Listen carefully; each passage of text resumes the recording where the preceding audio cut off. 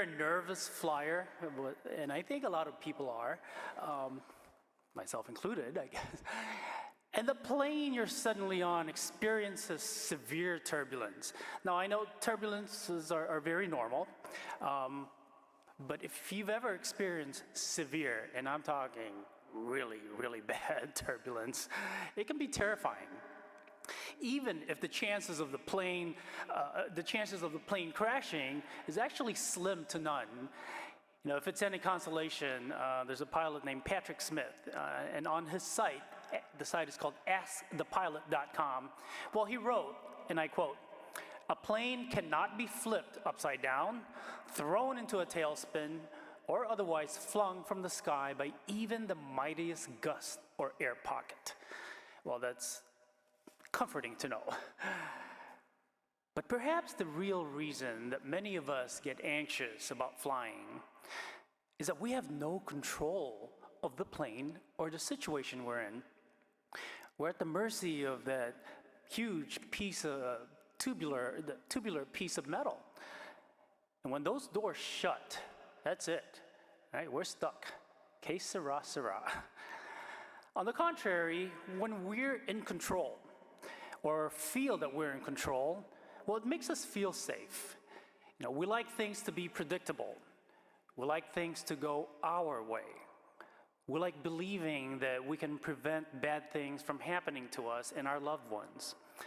But let's face it, some things are just out of our control, because life is full of surprises, some wonderful and some not so much, and thereby challenging us in ways we never imagined. Our readings today serve as a cautionary tale of how things can go wrong and be so out of control, especially when we forget to rely on our faith. And just as we have to have faith in the pilot of the aircraft that we're on, well, we too have to trust in God to take control of our lives and our situations. We have to have faith in Him to guide us in our destination, to our destination. And as we celebrate today the birth of our nation, we also have to trust that God will help us get through these tumultuous times that we're living in.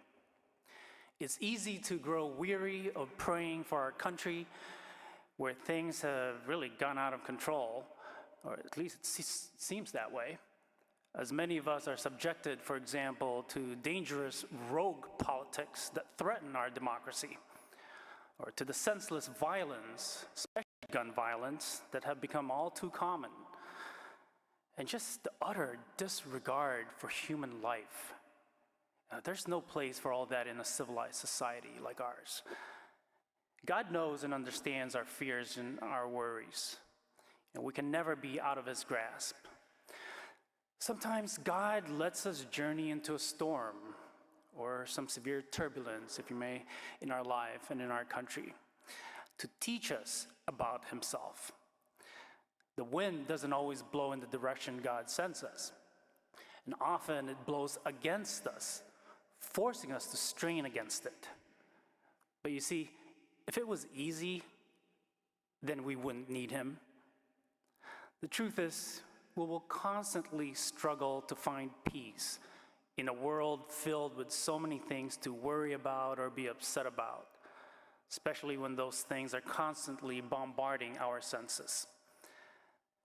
But today's gospel passage serves to remind us that wherever Jesus is, the storms of life become a calm, that in the presence of Jesus, the most terrible of tempests turns to peace. So on this 4th of July, don't let fear or worry sap your day of its joy. Have a joyous and safe Independence Day to all of you, and may God continue to bless our great nation.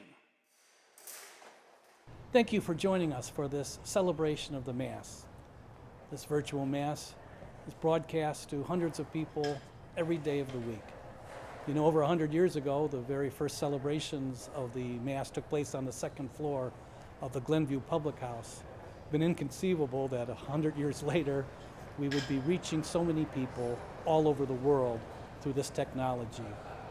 If you'd like to support the ongoing broadcasts of OLPH's Masses, please go to our website, go to Give Central, and you'll be able to support the ongoing outreach of this virtual ministry.